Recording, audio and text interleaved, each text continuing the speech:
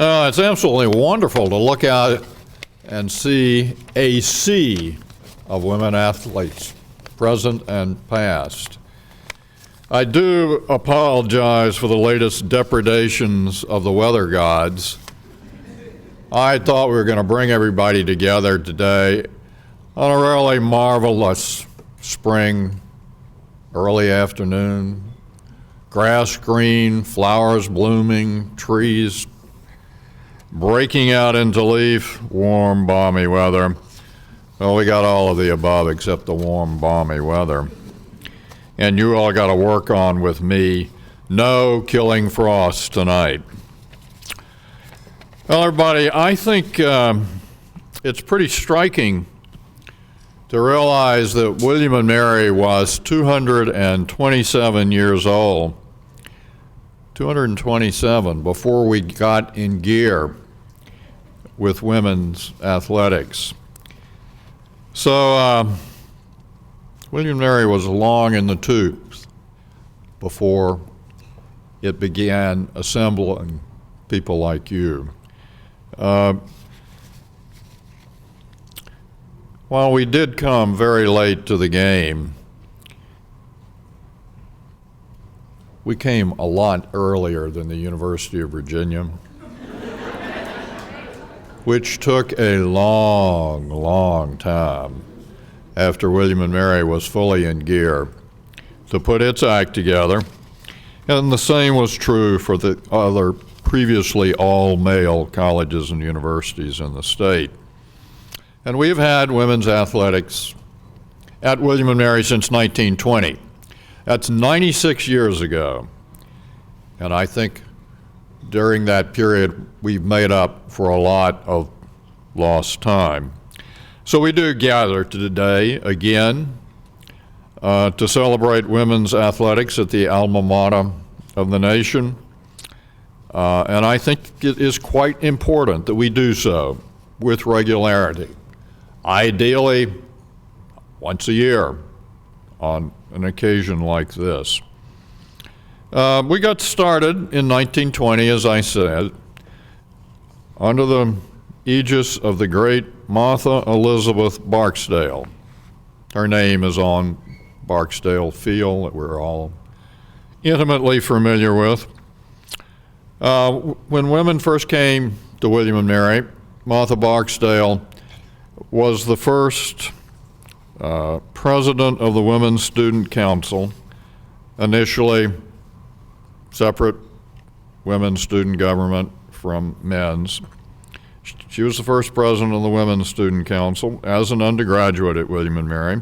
And then she went on to teach and coach here until 1966, a very long run. And I think the women who have been tribe athletes in the past, who are tribe athletes now, and who will be tribe athletes in the future, really do stand on the powerful foundation that Martha Barksdale laid down so long ago.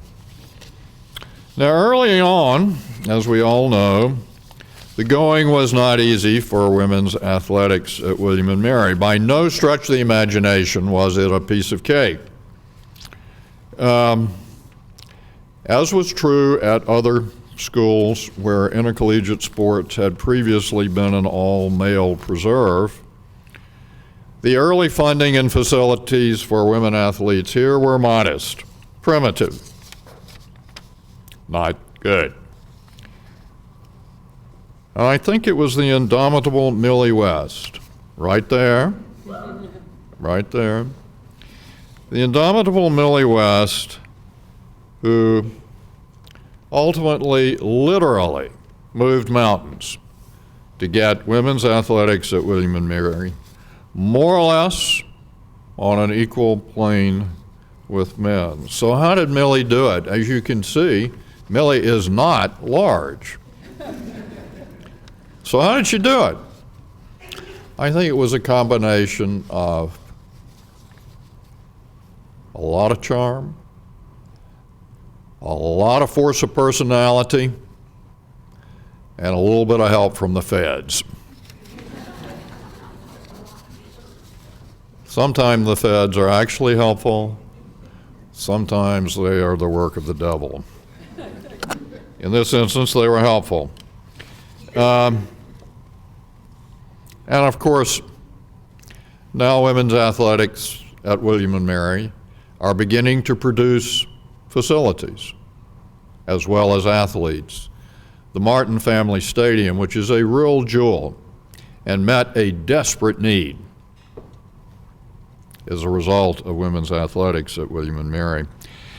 As I want to do with some frequency, let me share some words about the experience of athletes at William and Mary, words written by one of our coaches, not long, but worth revisiting, because these words really do, in my judgment, capture reality here. I think this coach said, the thing that makes William and Mary a special place to coach is that everybody here, from the president of the college on down, shares an outlook on what athletics is supposed to be. And here it's supposed to be capturing the true essence of the student athlete. And that's a phrase that gets thrown around a lot in college sports. But at William and Mary, it's truly what we have here. We have a collection of student athletes. They're students first. They work hard in the classroom. They're pursuing excellence and pursuing a degree that's going to open up doors for the rest of their lives. And at the same time, they're pursuing excellence in athletics at the highest level of Division I. That's really a hard balance to strike, as each of you knows. And I think we do it right here. So that's what makes it special. The chance to be part of that overall educational process. I feel like as a coach, I play a small role in their education. I don't think it's a small role.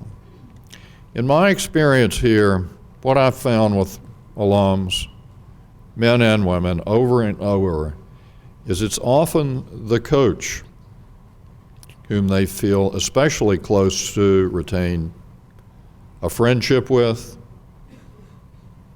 when they go out from William and Mary, and who taught them a lot and meant a lot to them, which does make a lot of sense because you guys spend a lot of time with your coaches. And our coaches here on the whole are extraordinarily marvelous people who are teachers and who do understand that our athletes have got to be students as well as exceptional athletes.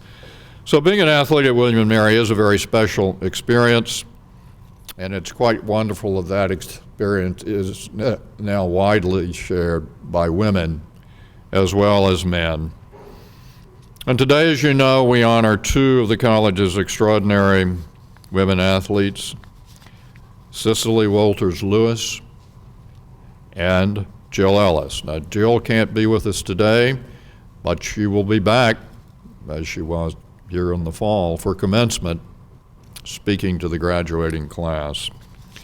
For now, let me simply say on behalf of all of us at William and Mary, Cicely and Jill, wherever you may be right this red-hot moment, we thank you for your nurture of women's athletics at this marvelous old college.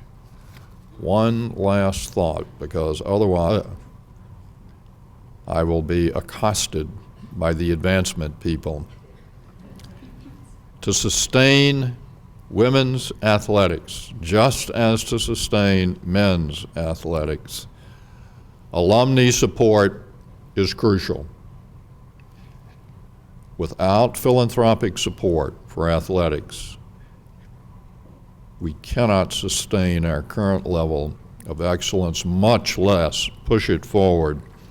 This year, for the first time in the modern life of William & Mary, the university's operating budget is more supported, indeed materially more supported, by philanthropic support than by the taxpayers.